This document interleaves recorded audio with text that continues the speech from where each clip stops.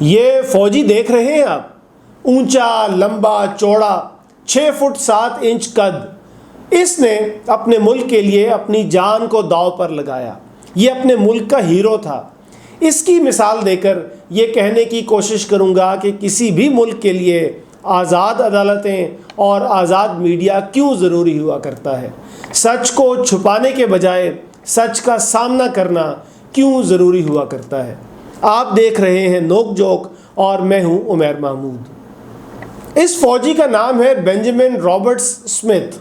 1996 میں یہ آسٹریلیا کی فوج میں بھرتی ہوا۔ آسٹریلوی فوج کی ایک خصوصی ریجمنٹ ہے SAS اسپیشل ایئر سروس۔ 2003 میں رابرٹس اس ریجمنٹ کا حصہ بنا۔ جب امریکہ نے افغانستان پر چڑھائی کی تو آسٹریلیا نے بھی اپنی افواج بھیجیں۔ افغانستان بھیجے گئے آسٹریلوی فوجیوں میں رابرٹس اسمتھ بھی شامل تھا۔ اس نے بھی افغانستان میں طالبان کے خلاف کارروائیوں میں حصہ لیا، عسکری آپریشنز کیے اور ایسی کارکردگی دکھائی کہ 2006 میں اسے بہادری کا میڈل دیا گیا۔ 2010 میں قابض افواج نے افغان صوبے قندھار میں ایک طالبان کمانڈر کو پکڑنا تھا تو رابرٹس بھی اس ٹیم کا حصہ بنایا گیا جس نے جا کر یہ کارروائی کرنا تھی۔ جیسے ہی یہ اسپیشل آپریشنز ٹاسک گروپ تزاک کے علاقے میں پہنچا تو ان پر مشین گنز اور راکٹس کا شدید حملہ کیا گیا۔ فائرنگ اس قدر زیادہ تھی کہ آپریشنز کے لیے آئی ٹیم اس کا سامنا نہیں کر پا رہی تھی۔ جب اس ٹیم پر مشین گنز کی گولیاں برس رہی تھیں تو رابرٹس اس جگہ کے انتہائی قریب چلا گیا جہاں سے فائر آ رہا تھا۔ اس نے اپنی جان کی پرواہ نہ کرتے ہوئے مشین گن چلانے والوں کو نشانہ بنایا، پھر ان کے مورچوں پر قبضہ کیا۔ رابرٹس کی وجہ سے آپریشن کرنے والی ٹیم اس علاقے میں داخل ہونے میں کامیاب ہوئی اور طالبان وہاں سے پسپا ہو گئے۔ بہادری کے اس مظاہرے پر چاروں طرف رابرٹس اسمتھ کی دھوم مچ گئی۔ بہادری کا ایک تمغہ وہ 2006 میں پہلے ہی لے چکا تھا، اب اسے وکٹوریا کراس دیا گیا جو آسٹریلیا کا سب سے بڑا عسکری تمغہ ہے۔ آسٹریلیا سرکار نے اس بات کی بھی تعریف کی کہ رابرٹس نے بہت ہی ممتاز طریقے سے اپنی عسکری خدمات انجام دیں۔ اس پر اعزازات اور نوازشات کی بارش ہو گئی۔ رابرٹس کو اتنے اعزازات ملے کہ اسے آسٹریلیا کا موسٹ ڈیکوریٹڈ سولجر، سب سے زیادہ اعزاز حاصل کرنے والا فوجی کہا جانے لگا۔ رابرٹس اسمتھ پورے آسٹریلیا کے لیے وار ہیرو بن گیا۔ اس کی ملکہ برطانیہ سے ملاقات ہوئی، اسے تقریبات میں بلایا جاتا تھا، پورا آسٹریلیا اس کی عزت کرتا تھا۔ 2013 میں اسے فادر آف دا ایئر کا خطاب دیا گیا۔ 2014 سے لے کر 2017 تک وہ نیشنل آسٹریلیا ڈے کونسل کا سربراہ رہا۔ 2015 میں اسے ایک کمپنی کا جنرل مینیجر بنایا گیا۔ کہنے کا مطلب یہ ہے کہ اس وقت تک رابرٹس اسمتھ کی لائف سیٹ چل رہی تھی۔ پھر 2018 میں آسٹریلیا کے 3 اخبارات میں اس کے خلاف خبریں چھپیں۔ اس پر جنگی جرائم میں ملوث ہونے کا الزام لگایا گیا۔ یہ کہا گیا کہ افغانستان میں عسکری خدمات کے دوران اس نے زیر حراست کئی افغانیوں کو قتل کیا۔ اس نے ایک کسان کے ہاتھ باندھ کر اسے چوٹی سے نیچے دھکا دیا اور پھر اسے گولیاں مار کر قتل کر دیا۔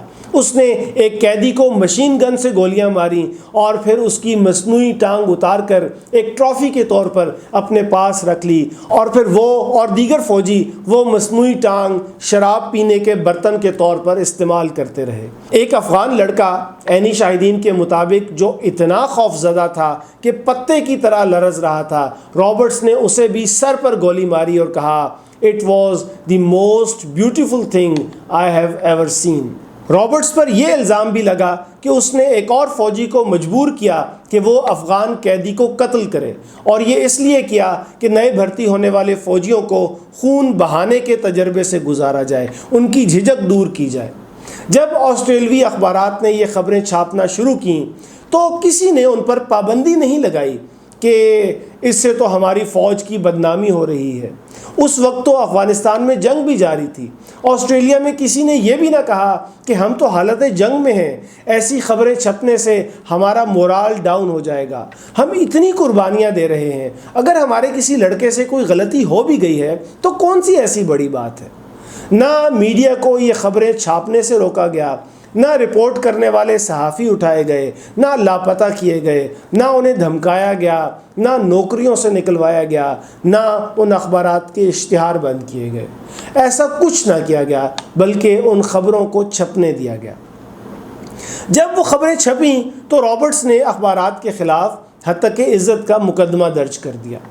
اس موقع پر بھی اس کے ادارے نے عدلیہ پر دباؤ نہ ڈالا، بلکہ یہ کیس چلنے دیا۔ کسی نے عدالت کے جج کو جا کر یہ بھی نہ کہا کہ آپ نے رابرٹس کے خلاف فیصلہ دے دیا تو ہماری محنت ضائع ہو جائے گی۔ عدالت میں کیس چلنا شروع ہو گیا تو رابرٹس کے ساتھ کام کرنے والے فوجیوں کو گواہی کے لیے بلایا گیا۔ اس وقت کسی فوجی نے بھی یہ نہ کہا کہ ہمارے ساتھی سے ایک غلطی ہو گئی ہے تو ہم اس پر پردہ ڈالیں گے۔ انہوں نے بھی جھوٹ بولنے کے بجائے رابرٹس پر لگنے والے الزامات کی تصدیق کی، اور آخرکار عدالت اس نتیجے پر پہنچی کہ رابرٹ اسمتھ کے خلاف لگائے گئے الزامات درست ہیں۔ یہ فیصلہ آنے سے ایک حساب سے تو آسٹریلوی فوج بلکہ پورا آسٹریلیا بدنام ہو گیا۔ طالبان کے بارے میں کہا جاتا ہے کہ وہ انسانی حقوق کا خیال نہیں رکھتے، لیکن آسٹریلوی عدالت کے فیصلے سے تو معلوم ہوتا ہے کہ آسٹریلوی فوج انسانی حقوق کو باقاعدہ اپنے پیروں تلے روندتی رہی ہے، اور طالبان کا موقف بھی سامنے آ چکا ہے کہ یہ مقدمہ افغانستان میں غیر ملکی افواج کے بے شمار جرائم کا ثبوت ہے۔ کہنے کا مطلب یہ ہے کہ ان خبروں کا اخبارات میں چھپنا، اس کیس کا عدالت میں چلنا اور پھر فیصلہ آنا، یہ سب کچھ آسٹریلیا کے خلاف گیا ہے۔ اس سے آسٹریلیا کی رسوائی ہوئی ہے، آسٹریلوی فوج کی بدنامی ہوئی ہے، لیکن پھر بھی وہاں کی سرکار نے نہ میڈیا پر دباؤ ڈالا اور نہ ہی عدالت پر۔ 2017 میں ہی یہ الزامات بھی سامنے آئے تھے کہ 39 افغان شہریوں اور قیدیوں کے قتل میں آسٹریلوی فوجی ملوث ہیں، تو اس پر بھی خود آسٹریلوی فوج نے تحقیقات کی اور پھر رپورٹ بھی جاری کی۔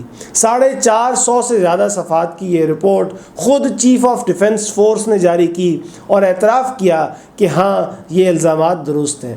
رپورٹ میں اعتراف کیا گیا کہ آسٹریلوی فوج کے اہلکار قانون اپنے ہاتھ میں لیتے تھے، ضابطوں کو توڑتے تھے، حقائق کو چھپاتے تھے، جھوٹ بولتے تھے، قیدیوں کو قتل کرتے تھے اور پھر کہتے تھے کہ یہ قیدی تو جھڑپ کے دوران مارے گئے۔ جو نئے فوجی ہوتے تھے انہیں کہا جاتا تھا کہ وہ قتل کریں تاکہ انہیں خون بہانے کی عادت پڑ سکے۔ یہ رپورٹ بھی سامنے لائی گئی اور پھر جنگی جرائم میں ملوث آسٹریلوی فوجیوں کے خلاف مقدمات چلانے کا اعلان بھی کیا گیا۔ یعنی آسٹریلوی فوج کو پیغام دیا گیا کہ آپ نے قربانیاں بے شک دی ہیں، جانیں دی ہیں آپ نے، لیکن اس کے باوجود آپ کا رویہ، آپ کا طرز عمل قانون کے مطابق ہی ہونا چاہیے۔ سبق اس سے یہ ملتا ہے کہ ادارے افراد کی غلطیوں سے بدنام تو ہوتے ہیں، لیکن اگر ان غلطیوں کے خلاف کارروائی نہ کی جائے تب بدنام بھی ہوتے ہیں اور بے لگام بھی ہوتے ہیں۔ اور سبق یہ بھی ملتا ہے کہ جب کسی ملک کا میڈیا آزاد ہو، عدالتیں آزاد ہوں اور ادارے آزاد ہوں تو ہی انصاف ہوتا ہے اور ظالم کو حساب دینا پڑتا ہے۔